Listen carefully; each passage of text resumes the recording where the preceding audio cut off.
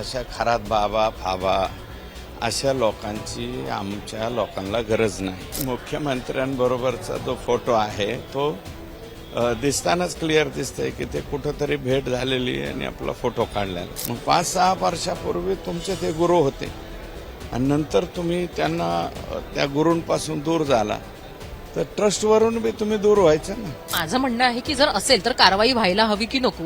मी एकनाथ शिंदे साहेबांना दोष देणार नाही, कारण त्यांना कोणीतरी हा पूजेला बसल्यावर साप येतो, कुठं हा चिंचोकेला खाला विकतो, मध जो आहे तो कोटीला विकतो. हे 2000 कोटीच्या पुढे चाललंय ना.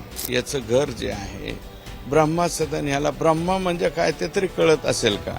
आपल्यासोबत सुरेश दसजी आहेत. खरं तर यांनी बीडमधलं ज्या पद्धतीने प्रकरण लावून धरलं होतं आणि तडीस नेण्याचा पुरेपूर प्रयत्न केला होता, त्याच अनुषंगानं आपण त्यांना आता प्रश्न विचारणार आहोत आणि ते आहेत अशोक खरातांच्या संदर्भामध्ये.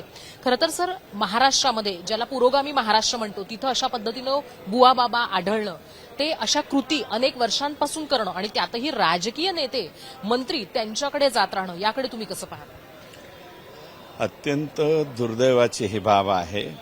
ह्या अशा खरात बाबा फाबा अशा लोकांची आमच्या लोकांना गरज नाही, राजकीय लोकांना. हे बघा, देवावरती श्रद्धा असावी तर 100% असावी, परंतु अंधश्रद्धा नसावी. कोणीही बाबा असे काहीतरी चमत्कार दाखवतो, हा पूजेला बसल्यावर साप येतो, कुठं हा चिंचोकेला खाला विकतो, मध जो आहे तो कोटीला विकतो, आणि ते एकूण त्याचं जे साम्राज्य आहे खराचं, ते आता त्याची ट्रस्ट आणि व्यक्तिगत त्याची पत्नी त्याच्या स्वतःच्या नावावर हे 2000 कोटीच्या पुढे चाललंय ना. मी एवढी संपत्ती कमावणारा त्याला नाव ब्रह्मा सदन देतो. याचं घर जे आहे ब्रह्मा सदन, याला ब्रह्मा म्हणजे काय ते तरी कळत असेल का? तर मला असं वाटतं की हे प्रकरण गंभीर आहे आणि राज्याचे मुख्यमंत्री यांनी ते गांभीर्यानं घेतलेलं आहे. राज्याच्या मुख्यमंत्र्यांनी स्टेटमेंट केलंय. आज ते सभागृहामध्ये सुद्धा त्याच्या बाबतीमध्ये बोलणार आहेत. आज बोलतील किंवा उद्या बोलतील. आता काल तर साहेब म्हणलेत उद्या बोलू म्हणजे आज. परंतु काय आहे की जर अंतिम आठवडा प्रस्तावामध्ये कदाचित याचा उल्लेख जर झाला तर आजच्या ऐवजी साहेब उद्या सुद्धा बोलू शकतात. परंतु मुळात साहेबांना कळाल्याच्या नंतर अतिशय गुप्तपणे आणि पोलीस अधिकाऱ्यांना गो हेड करून त्यांनी हे प्रकरण जे आहे ते स्वतःच इन्व्हेस्टिगेट करायचं सांगितलेले राज्याचे मुख्यमंत्री आणि स्वतः गृहमंत्री ते असल्यामुळं हे पटपट जे आहे ती कारवाई झालेली. आणि मला वाटतं आता काय 5, 6, 7 काही 10 पर्यंत गुन्हे या खरात बाबावर झाले असतील. पण जसा जसा कालावधी जाईल, जे लोक दडपणाखाली होते आजपर्यंत ते लोक आणखी पुढे येतील. जसे पुढे येतील तसे या खरातवरचे गुन्हे वाढत जातील. आणि हे जे कुकर्म त्यांनी केलेलं आहे, या कुकर्माचं फळ त्याला असं भेटलं पाहिजे की हा आयुष्यभर मुक्काम पोस्ट जेलमध्येच त्या ठिकाणी राहिला पाहिजे. तुमची अशी मागणी आहे. पण जर आपण पाहिलं तर राज्य महिला आयोगाच्या अध्यक्ष असतील, म्हणजे महत्वाचे नेते मंत्री या खरातकडे जातात, त्या विद्या करतात, त्या पूजा करतात. 2022ला एक पहिला फोटो आला होता. राज्याचे जे विद्यमान उपमुख्यमंत्री आहेत, तत्कालीन मुख्यमंत्री होते, त्यांच्या माध्यमातून खरात हे नाव समोर आलं होतं महाराष्ट्रासमोर. हस्तांदोलन करतानाचा त्यांचा फोटो समोर आल्यानंतर तर कुठेतरी अशा पद्धतीनं हे जे नेते मंत्री अशा भोंदूबाबांकडे जातात, त्यामुळे या भोंदूबाबांना चालना मिळते, त्यांचा उद्योग व्यवसाय वाढतो. तर अशा नेत्यांवर मंत्र्यांवर कारवाई व्हायला हवी असं वाटतं का? कारण मुख्यमंत्र्यांनी स्वतः सांगितलेलं आहे की जो कोणी दुरान्वयी याचा संबंध असेल त्याच्यावर कठोरात कठोर कारवाई केली जाईल. काय हे बघा, त्याच्या मंदिरामध्ये जाणं, एखाद्या वेळी दर्शन घेणं हा भाग वेगळा आहे. परंतु त्यानं जे कृत्य केलेले आहे त्या कृत्यामध्ये जे सहभागी असतील त्या लोकांना सोडणार नाही असं मुख्यमंत्री म्हणाले. माझं मत आहे की राज्याचे मुख्यमंत्री, आत्ताचे उपमुख्यमंत्री एखाद्या वेळेस जाऊन मंदिरामध्ये माहीत नसताना समजा जवळचेच कोणीतरी असतील ना, त्यांना सांगणारे की चला अमुक बाबांकडे दर्शन घेतलं तर फार बरं होईल त्या ठिकाणी असं म्हणल्याच्या नंतर गेल्यास. परंतु मागच्या मवियाच्या सरकारमधले तत्कालीन जलसंपदा मंत्री हे 46 किलोमीटरची पाईपलाईन त्याला देतात सरकारच्या खर्चात आणि जवळपास 39 MCFT पाणी हे आमच्या मराठवाड्याचं वाट्याचं आमचं काढून ह्या बाबाला देतात. मग असे जे कोणी डायरेक्ट इनडायरेक्ट संबंधवाले लोक आहेत, मी एकनाथ शिंदे साहेबांना दोष देणार नाही, कारण त्यांना कोणीतरी नेलं असेल आणि हे बाबा असे असे आहेत इथं पूजा करा त्यांनी केली असेल. परंतु मला वाटतं इतर त्याच्या याच्यामध्ये ते असतील असं मला काही वाटत नाही इन्व्हॉल्वमेंट. परंतु जे मवियाच्या काळामध्ये शासन निर्णय केला जातो, आपण कोणासाठी शासन निर्णय करतोय याचं भान मला वाटतं तत्कालीन जलसंपदा मंत्री, तत्कालीन मुख्यमंत्री, आता मुख्यमंत्री राज्याचे मुख्यमंत्री असतात, पण तरी कॅबिनेटमध्ये आल्यावर बाबा हे पाणी जे आहे हे नेमकं कोणाला जाणार आहे, याचा काय फायदा होणार आहे, त्या गावाला फायदा होणार आहे का दाखवलंय गाव.